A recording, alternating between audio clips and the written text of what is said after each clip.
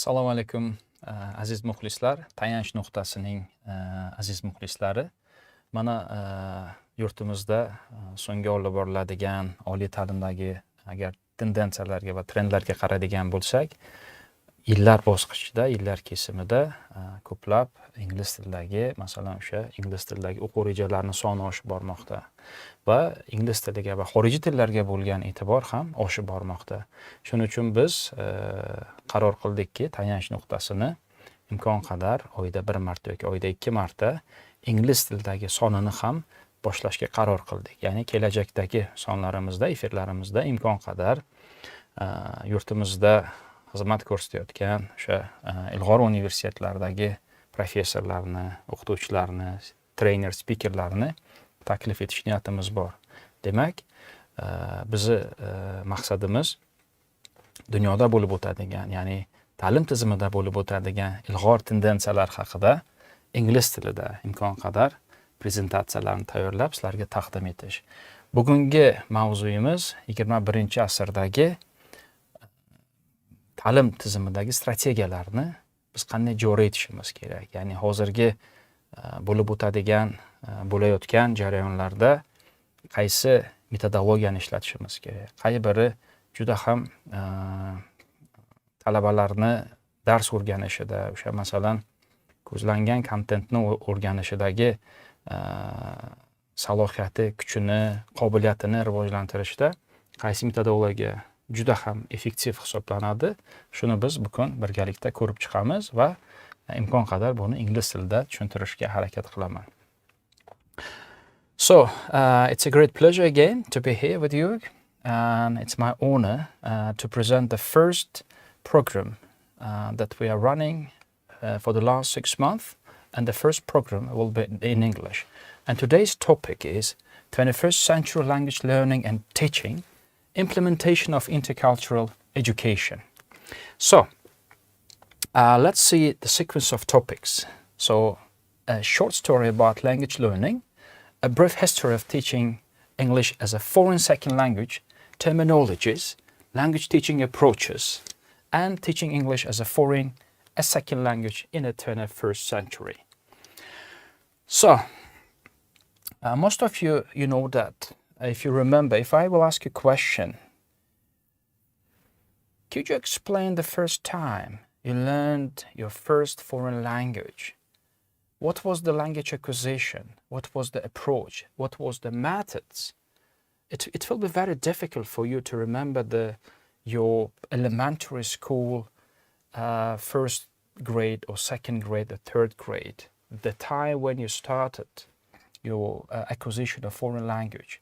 So that's why usually it may create a type of a difficulty for you to remember.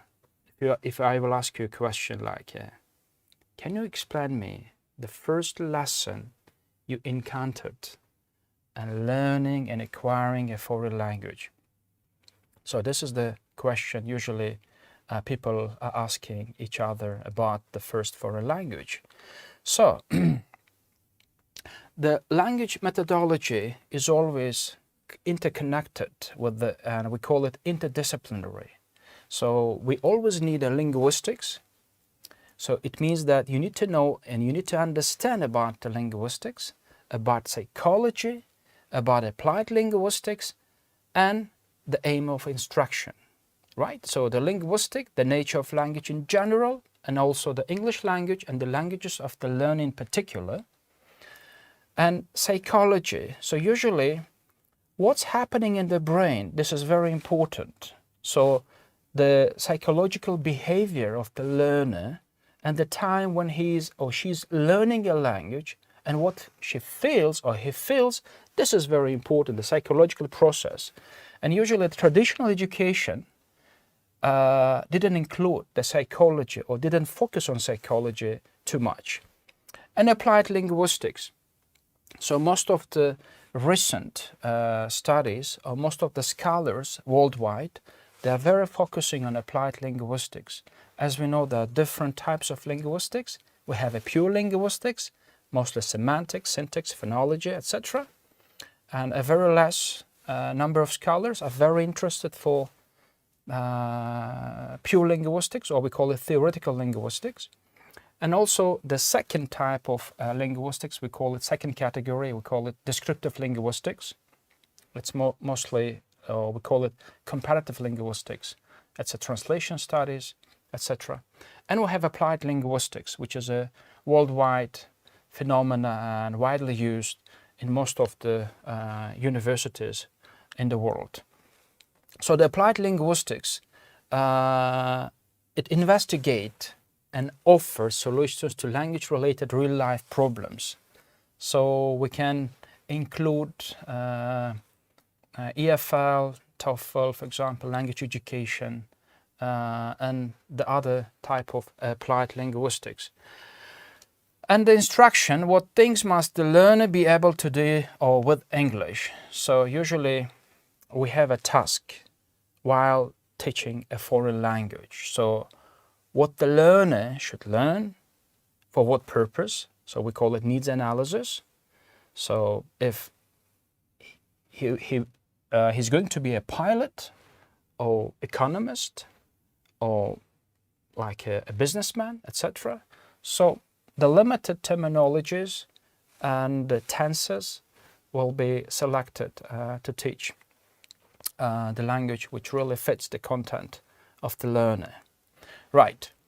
So we have different terminologies which is used for the applied linguistics. So the teaching English as a foreign language, it's called TOEFL. Teaching English as a second language, TESOL. Teaching English as additional language in Canada, because in Canada we have different languages, also the languages of indigenous people. So that's why the classification of English language, it's different in Canada. They call it additional language. Teaching English to speakers of other languages, so we call it TESOL, and teaching English to non-English speakers. So these are the terminologies that you will encounter while listening my presentation, while watching my presentation. So there are definitions of the terminologies. No need to give a proper explanation, while you can actually read from the screen. TESOL, TOEFL, and TEAL. So TEAL, we have teachers teaching of English as an additional language in Canada. So, and also we have a TESOL, which is now we have different conferences related with the TESOL. We have a TESOL Arabia, TESOL Canada. I know most of my colleagues, they are joining different TESOL events worldwide, and I hope that they will get a lot of information and a very good experience while coming back and implementing all these methodologies they will have while traveling to all these amazing events. Hopefully Uzbekistan will also host a grandiose TESOL event in the nearest future. Right. So, like in Uzbekistan or in other countries, the government puts forward the agenda or the criteria or expectations why a normal citizen, a regular citizen, should learn a foreign language. So this is like an impact on the economy, developing the GDP, and also introducing the country, increasing the visibility of the country. And also it's a literacy. I mean, literacy, which means that you can easily communicate and you can contact your counterpart in different countries, which is again an important focus for the country's economic prosperity when people really speak different foreign languages, like in Scandinavian countries, for example. So like in US and Canada, so they have their own aims. Why to teach English? So to give a children a mastery sufficient to enable them to obtain a complete education in schools. Because, you know, we have in US and Canada, there is a mass immigration from different countries of the globe to those two countries, coming with different background and linguistic background, linguistic competence, and sometimes it's not sufficient or their language aptitude is not sufficient to follow up their peers or classmates. So that's why the US and Canada, they have these aims that to make possible for adult immigrants to function effectively in a new society. And also the foreign students coming or transferring or exchange students coming from other universities, they need to cope, or which means that they need to master the same level of English, so to understand, to comprehend the content of the textbook or the lectures, and also the presentation of the professors in those two countries. And plus those two countries, like JFK Airport in New York, it's #1 by the busiest airport in the world, and different pilots from different background, linguistic background, they need to easily communicate with the airport staff. So that's why these are the aims of those two countries. And we know that Uzbekistan's government also put the aims why we need to spread learning a foreign language and especially English in Uzbekistan. Right. So I know that while teaching a foreign language or English, or while learning a language, or while acquiring a language, always you will come across with these three terminologies. It's approach, method, and technique. So approach to language teaching deals with the theory of teaching. So theory of teaching we can paraphrase as a approach. A method of a language teaching is a set of procedures, arrangement that spells out precisely how to teach a language. Methods are more specific than approaches, but less specific than technique. So we know that there are different methods worldwide, and even most of you guys, you are implementing the method you think is very effective for your learners. So like there are methods how to increase vocabulary skills, there are methods how to boost the writing skills, there are methods like interactive methods, etc. And technique is a classroom activity that's used in teaching language. So the technique, it's a more practical, so it's student oriented, and also a technique, it's the type of a joyful event that will accelerate the language acquisition. For example, if you want to teach a verb to fly, so you will include a set of events, even you will jump on a table, and what you do, like you will jump from the table and show how you are flying, etc. So the technique, it's a more activities related, and visual understanding how language is constructed. It's very important, for the young learners. So that's why I strongly encourage you guys, to use more techniques rather than full of theories in your classes. So let's go back to language teaching methodology, the history, what happened, for the last 200 years, how we came across all these methods, and why every decade we are changing or focusing or eliminating different methods.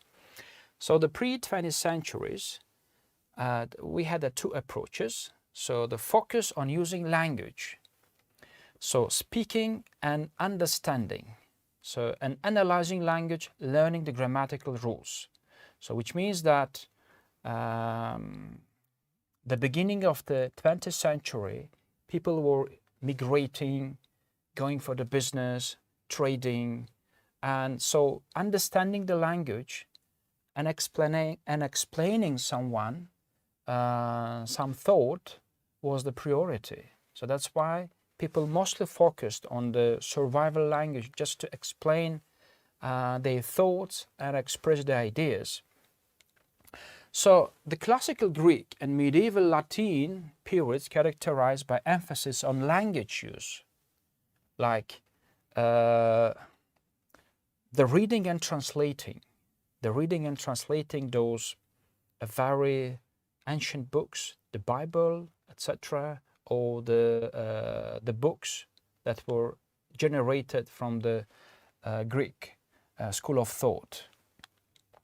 So the Greek and then Latin as a lingua franca, only languages in higher learning in Europe, which means that the higher learning means it was the way how people were communicating in a church or in a government, for example.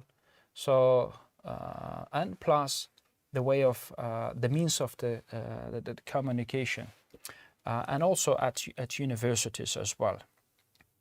And the higher learning only given in the classical languages all over Europe. So continuing with the pre-20th century language teaching, so educated elite became fluent speakers, readers and writers of the appropriate classical language, which means that only the selected elite and the members of the elite families, they had the easy access to education. And the other citizens, I mean, they were type of the not enjoying all these opportunities to gain a proper language skills. Teachers used informal and direct approaches to convey form and meaning of the language. They used oral techniques with no language books. So continuing with the language teaching approaches, the invention of printing pre and Latin material. So in the 17th century, the well-known Comenius, I mean, he's we called him as the father of the modern education. Comenius published his book. The focus of language, it was shift to analysis, right? So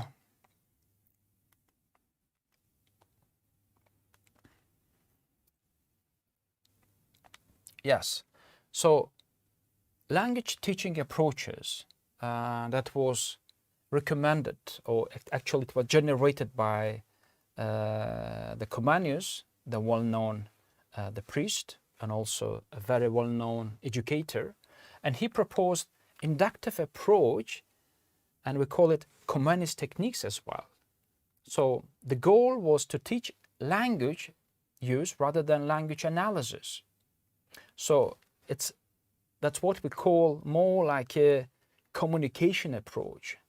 So the ability to read and translate, yeah, it's very important, but to use the language, that's what we call communicative approach. Sometimes we believe that the communicative approach, it's just a type of the invention of the modern life, but it's wrong. So if you can see, the Comenius started communication approach. Use imitation instead of rules to teach a language. For example, okay, let's say a table, let's say an apple. So repeat after me. So looking and imitating and producing, articulating words, it was a main, the main content or main tool of Comenius technique. Have your students repeat after you. So that's what I mentioned in my previous dialogue. Use a limited vocabulary initially, which is very important. So you need to understand whether your learners, so that's what we say, it's like the CFR system. So A1, A2, B1, B2, C1, C2. So it's not only the modern life invention. The Comenius has actually proposed. So after analyzing the language aptitude of your student, you need to understand what's the medium limited series of words you need to teach. It's A1 or A2. So based on that B1, B2, you will use a limited vocabulary at the very beginning, and then partially or gradually you will increase giving and allowing them to expose into more wider foreign language vocabulary. Help your students practice reading and speaking. So these are the practical skills. And teach language through pictures to make it meaningful. So you see, I mean, now worldwide, it's type of the highly recommended to use the visual aids, and even for the young learners or for the late adult learners who are just exposed to a foreign language. So actually Comenius proposed that you need to use initially a limited vocabulary, and plus you need to use pictures for them to understand what they are articulating, so to keep in their memory. So all these visual aids, it was actually proposed by Comenius. So continuing after 17th century, now we are in the 19th century. So the analytical grammar translation approach is a method of teaching all modern languages. So now you can see that there is a shift between the practical skills, or we call it inductive approach, or we can say in other words like a practice reading and speaking. But now there is a shift to analytical grammar translation. So which means that people were more focused how to translate the book and how to convey the meaning to today's speakers. Probably it was the time when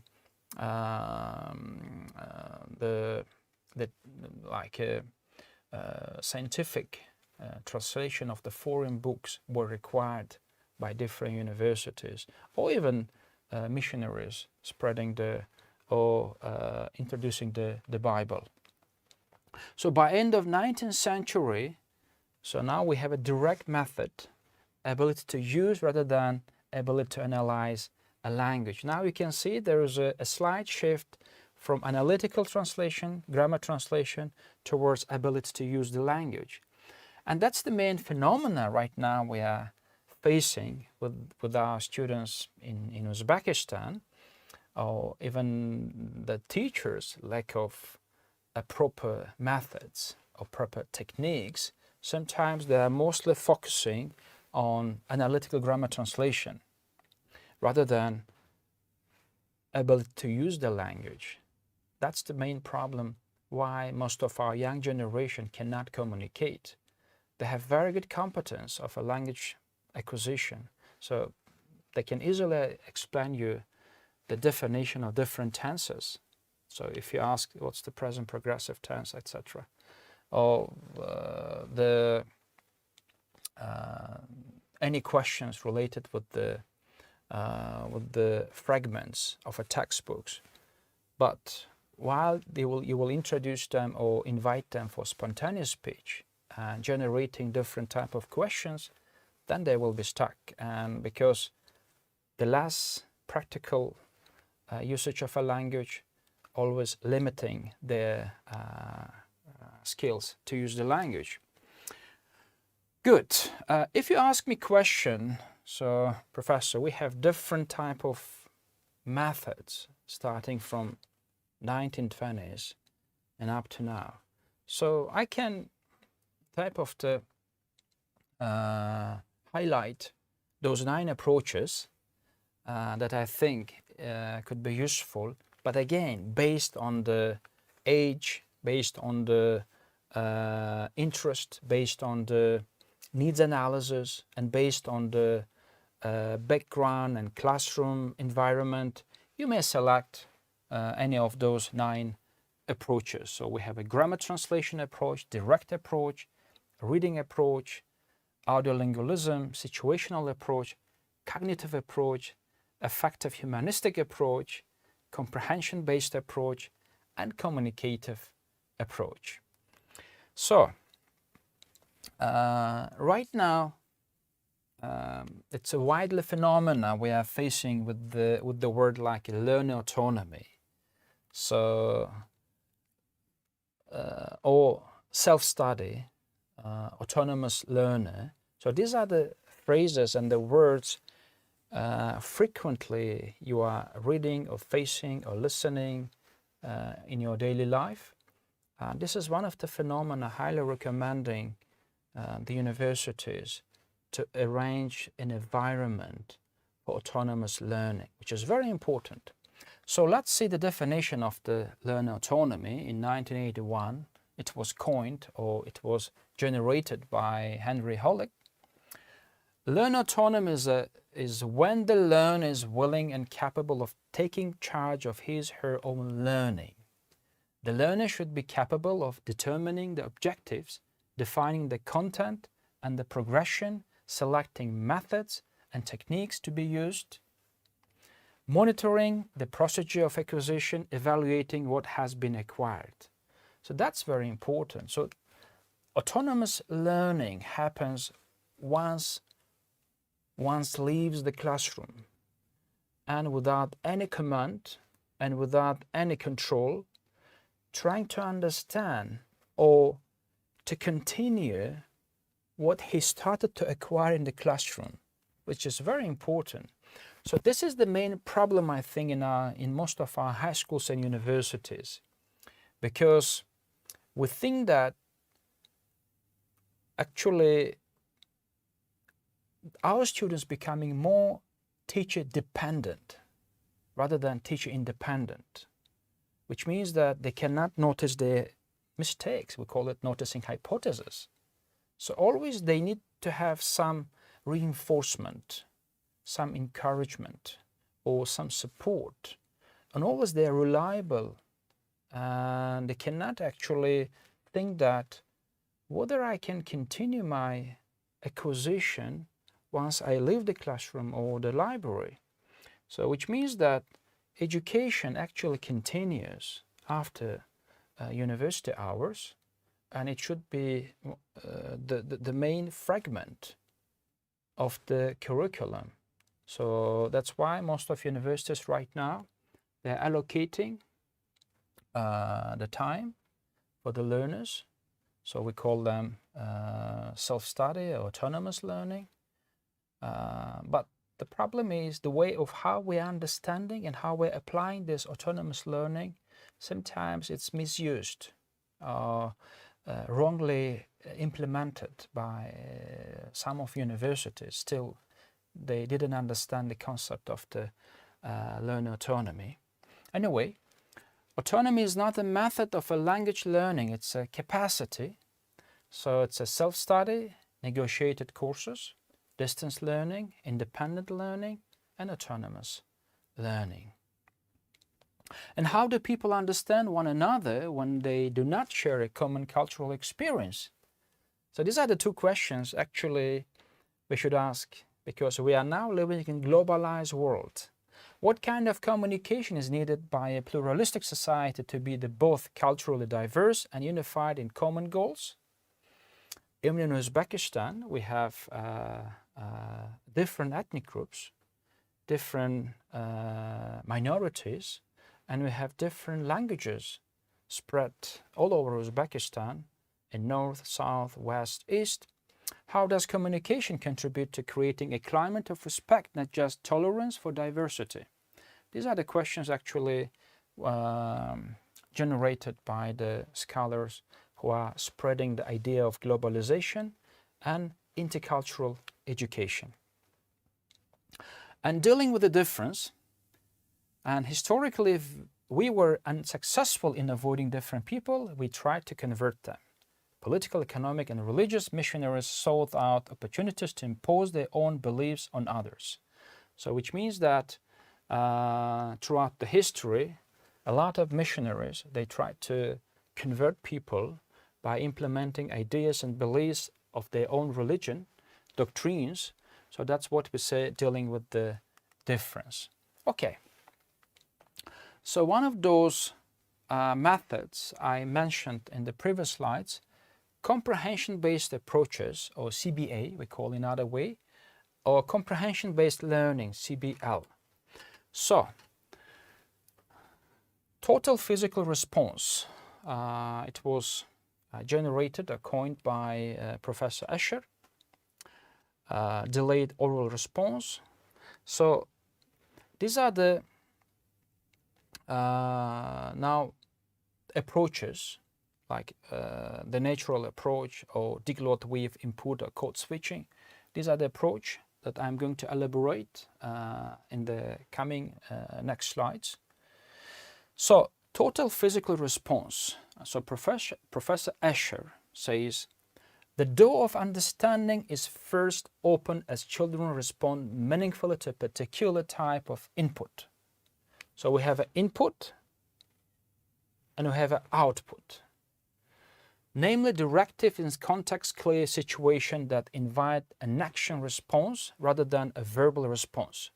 For example, total physical response, as it's shown in the slide on your screen, it says that children respond meaningfully to context-clear situation.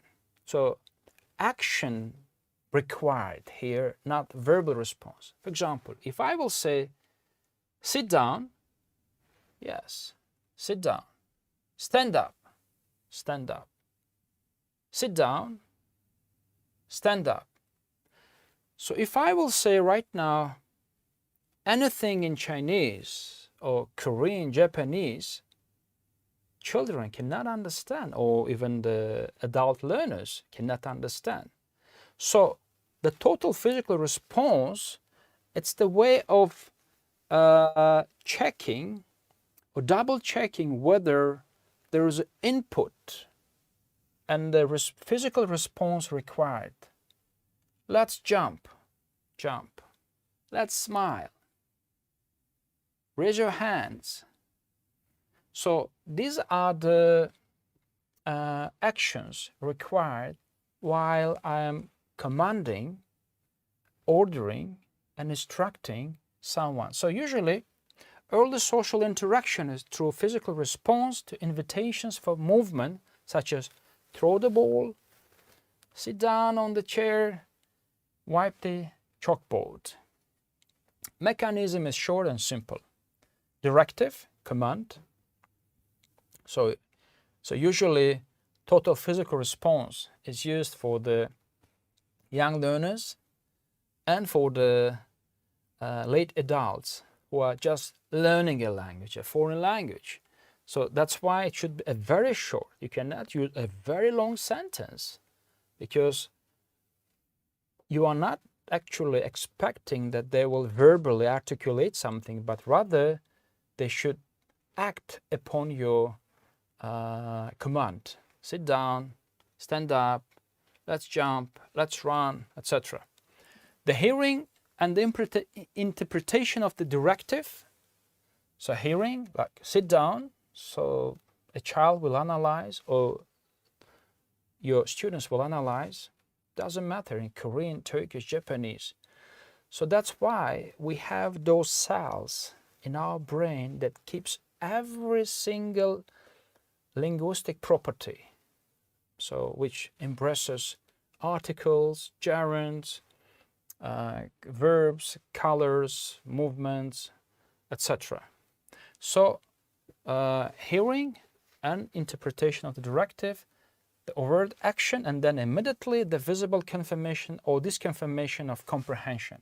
So imagine if you will say stand up, but still your students are taking their seats, which means that they couldn't understand the language actually, even though, because that's the way how our brain is constructed. So we have the eardrums. So once I articulate something, and with the bubbles, it travels the air and enters the eardrums, and then through the cochlea, it goes to brain, and the brain is searching through the cells, millions of cells in our brain, whether the sit down or stand up actually exists within the cells. Once it will find that, yeah, there is a word in the cell, then the brain gives the command. Then we will stand up or sit down, etc., based on the what type of action or command was given to us. So that's the case why usually if something happens, so that's what we say, imagine, we call it aphasia. So usually in their childhood, the hyperactive kids, they like, they're very energetic. They like, to climb the tree. And once they climb the tree, they can fall down, hit the head, and the small trauma could occur in the brain. And gradually it will prevent, so it can prevent either they will have a problem with reading skills or writing skills or communication skills, etc. So that's why usually neurolinguists should treat the kids, those who are having such a problem. Okay, so now we can see the total physical response. Let's see how it works in reality. So now we have a total physical response as a progressive problem-solving game. So now identify the bugs. So you will invite your student and he will come on a stage and you will say, touch the box in which there is a woman standing behind a table. And then he or she should come and touch the box. Which one? So behind the table? Yes. So this one, right? So touch the box. Yes, behind the table. Or they can come and touch something different, here or here, which means that actually they didn't understand, and that's why they cannot respond to your command, which means that the language acquisition type of the faces a problem. So not sufficient exposure to a language, or not getting concrete, comprehensible language content. Okay, another case in which box there are 3 men, 1 tall and 2 short. Right? So again, 3 men, 1 tall and 2 short. So first they will think, analyze, and here you are not expecting that they should verbally respond to you. Yes, teacher, I know what you said. Let me think. Yeah, it's here or whatever. No. You are expecting a child or late adult learner to come and physically respond, to touch any table, any box. Yeah, so this box, yeah, it's correct. Yeah, it's correct. So that's what we say. So you may actually use different type of a game to understand whether the language acquisition, the initial stage, happens without any problems. Otherwise, you will think that they are learning. We call it silent period. In a silent period, they are passively learning environment and looking forward when they will have this self-confidence, and then they're boosting, they try to communicate. Till then, you need to have a very good patience. So it doesn't mean that in a silent period they can understand, but still they're passively learning, but still they cannot articulate or communicate through internal or external factors. So even you can give a different type of a game. For example, draw the picture. So you may give instruction to draw a very simple picture. For example, quickly draw a small house with a chimney. There's a smoke coming out of chimney. Draw the smoke in front of the house. It's a tree. Quickly draw the tree. Now draw a boy and a girl looking through the window from inside the house and thinking it's too wet and too cold to play. So show that it's raining, right? So what you will do, now look at the picture on the next slide. So now I will show you the slide. And then, so once you will show the slide, the picture, then your students, they will see the elements of the picture and read again the definition, whether and whether they were doing everything that was instructed by the text. So that's also the way to understand how people are trying to acquire the language, whether your method is appropriate, whether your method is comprehensible, and very easy for them to understand the language. So, and you know, sometimes due to cultural background, we call it mental concept of image.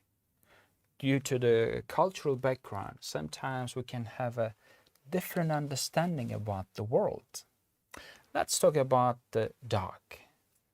So imagine in your classroom, you have different ethnic groups. So a student from Germany and from Turkey, or let's say from Uzbekistan, from Mexico, for example. So if you ask them, okay guys, let's draw a small dog. So they will write a dog, so they will spend like 5 minutes drawing a dog. And then each of them will come on a stage and show the A3 paper and show what they drew actually. And then you will understand that the mental concept of the image is different. So in Mexico, by saying dog, they will understand the smallest dog in the world, Chihuahua, a very small. In Turkey, they will understand by saying a dog, it's a very large dog. They call it Kangal. In Germany, they call it German Shepherd or Ovcharka. And in Uzbekistan, it can be Alabay or Burubosar, for example, right? Like in Turkmenistan, it's Alabay. So now we can understand that based on the cultural background, even in Uzbekistan, I mean, even for the dishes, like for the plate, in Samarkand we say tabak, but in Tashkent we say lagan, for example. So which means that the prototype of a plate, of a bowl, of a cup, of sweets, completely could be even different in Uzbekistan. Why? Because we are enjoying diversity all over Uzbekistan, but all this, so it's actually diversity. It enriches our culture and history as well. So let's go back to our topic.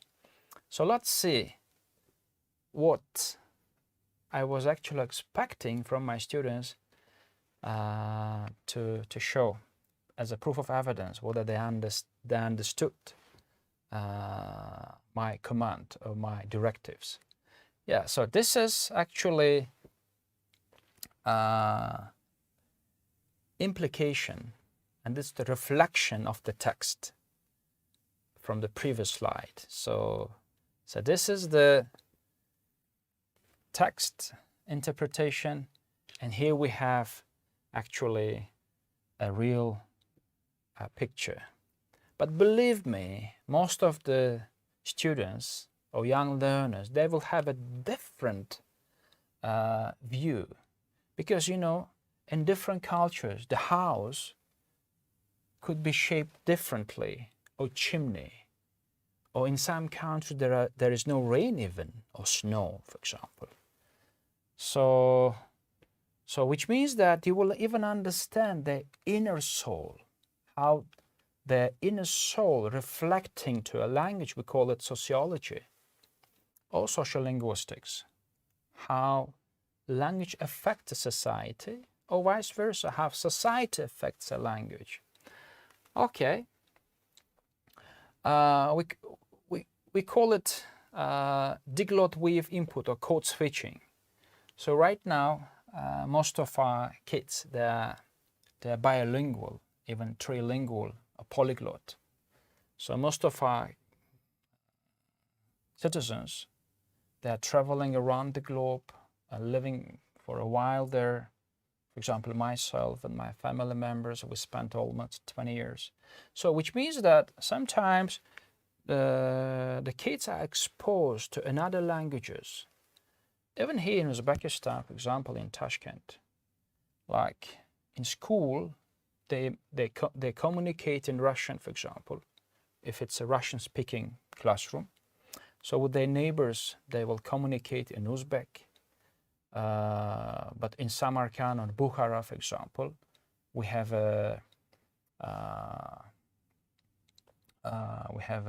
widely spread Tajik language, for example. So you may communicate Tajik with your neighbors or in a bazaar, for example. Let's say if you're moving to north, you may communicate with your neighbors Kazakh language, for example, or Kyrgyz if it's extreme east, for example. So which means that the kids are exposed to different languages, and sometimes we call it code switching. So once they come and within the sentence there are like 10 words, 3 is Russian, like 3 is Uzbek, 2 is a Kazakh, and 1 is a Tajik, for example.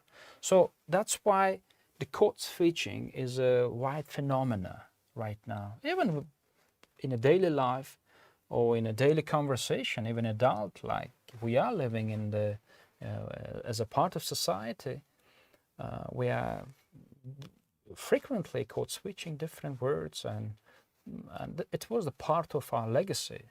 So Uzbekistan, it's like cradle of different civilizations. Right, so let's see what changed actually for the 21st century. And if you remember the slides, so we started from the 16th century. Teaching English as a foreign, a second language in the 21st century changed an education. So let's see. So this is the prototype of the car 2 centuries back. So which means that in 19th century, if you ask a foreign language learner, let's draw the picture of the car, that's what you could have that time. So, but now in the 21st century, now we can see that the design, engine, the shape of the car completely changed, and you cannot even compare with this picture. Okay, so this is 19th century telephone.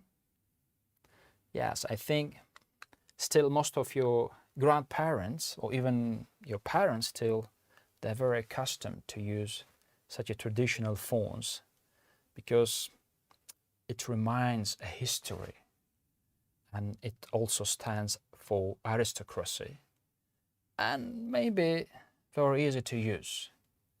So a lot of functions, so 2 your hands are very busy, I mean, with the telephone. So, but now, if you say in the 21st century, what do you expect now? Yes, you're right. So you're expecting smartphones, right? Even most of our students in a high school, they use a very sophisticated phones.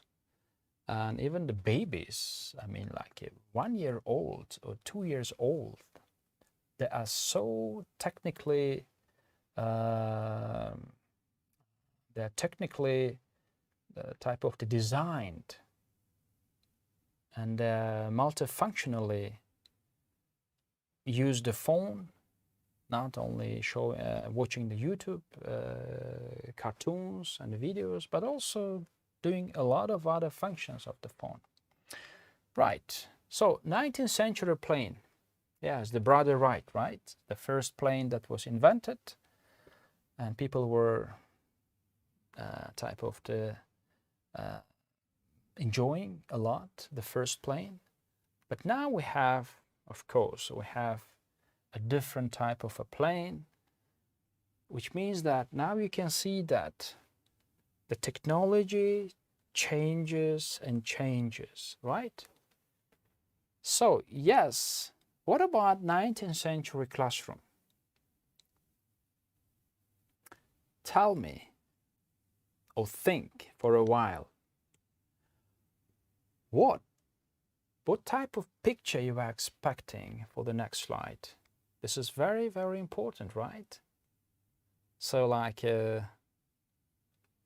technology maybe, a very furnished classroom, why not? Or smart classroom, iPads, smart board maybe. Yes, so I will leave you for a while, for a couple of seconds. Think about that, please.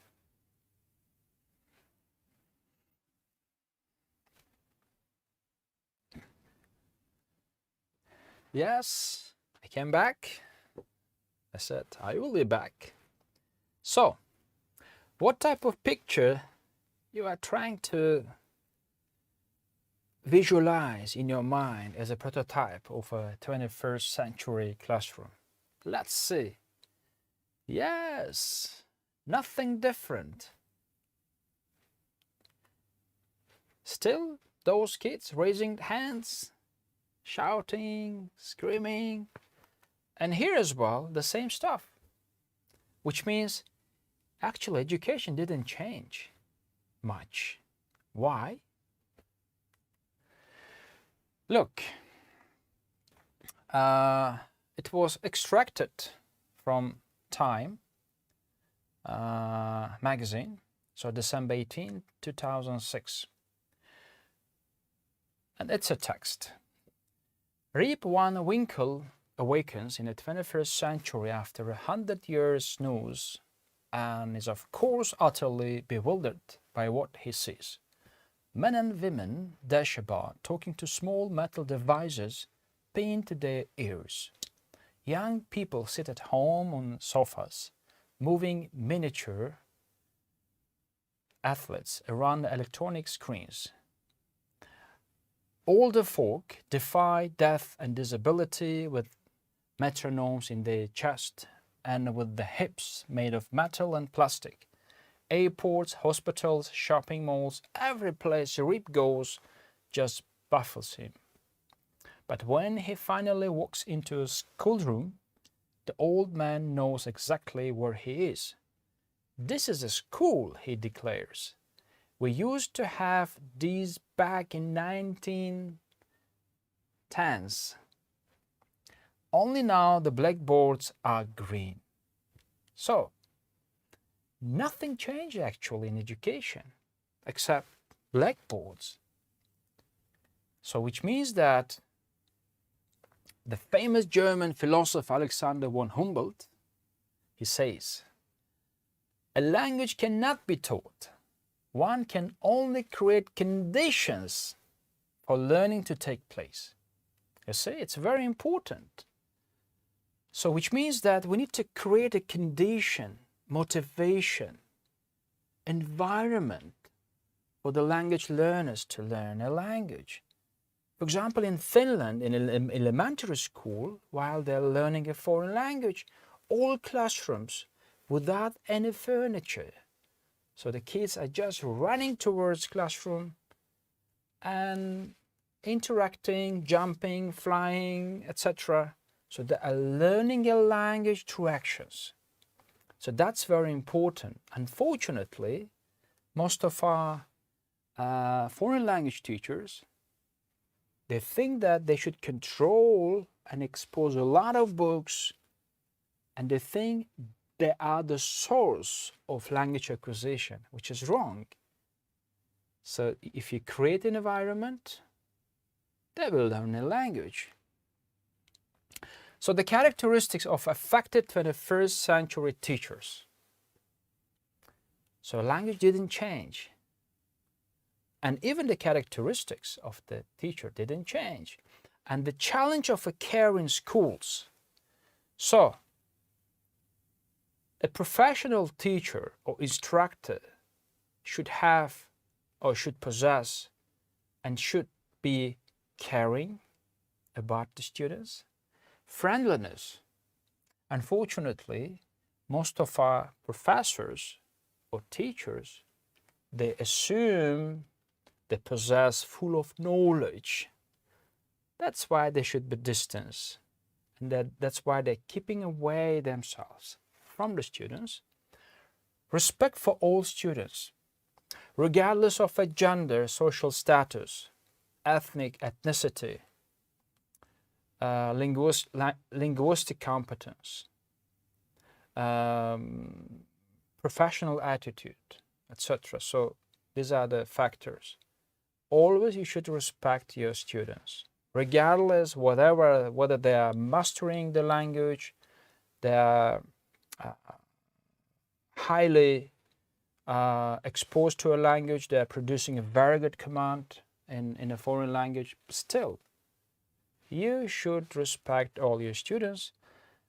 Actively listening, this is very important, because mostly when students coming to the tutors, teachers, professors, deans, whatever, rectors, vice rectors, school principals,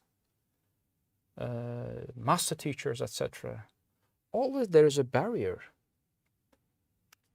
The one who is a teacher speaks a lot. The one who is a student always listens, and he or she is forbidden to talk anything, and no one is listening. Once they will start to say about their problem, immediately they are stopping them, saying no. Understanding the world from students' point of view. That's the, I think, main dilemma we are facing right now in our education system. Desire and openness to learning from students. We call it peer-to-peer teaching. You should learn something from the students as well, because they are very exposed to technical devices, learning too many things from the smartphones, iPads, laptops. Flexibility, which means sometimes you should change your rule. So you should be you should produce a very agile system, how to communicate and how to change your rule. Sense of humor. Imagine that early morning you enter the classroom and you are very sad or very angry, and with the very monotone dialogue you are talking about some stuff. So sometimes sense of humor, it's like a warming up, ice breaking, and it's for a good relationship. And it's also type of a confidence that actually brings together professor and teacher, sense of humor. No need to behave as if, you know, you are like you are like mourning someone, or you are like in a funeral. Tolerance of ambiguity. Yes, you should be very tolerant to different type of students, different clothes, different style of communication, different arts, etc. So these are the, I think, characteristics that actually makes 21st century professional, successful teacher. I really appreciate your time spending with me today, and I hope that in the very soonest time, once this video will be uploaded on our YouTube channel, you can easily leave your comment You can write any type of questions, and hopefully we will find a channel through which we can communicate, and I'm very willing to have the feedbacks, hopefully from your side, and I really appreciate time spending today with me. See you soon and take care.